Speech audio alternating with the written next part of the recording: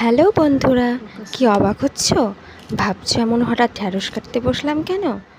আজকে ভাবলাম তোমাদের সাথে শেয়ার করি একটা হোম রেমেডি, যেটা তোমরা মাত্র 3টা ঘরের উপাদান দিয়েই বানিয়ে নিতে পারো একটি ম্যাজিক্যাল হেয়ার স্পা।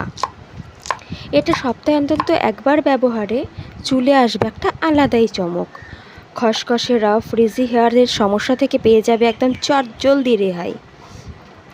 তো সেটা বানানোর জন্যই আমি নিয়েছি মাত্র 10 টাকা খরচ করে ঢ্যাঁড়স, এবং সেটাকে এইভাবে পাতলা পাতলা করে স্লাইস করে কেটে নিতে হবে।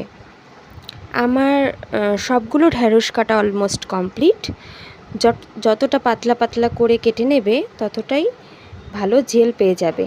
চলো বেশি কথা না বলে আমরা তৈরি করে ফেলি স্পা ক্রিমটি।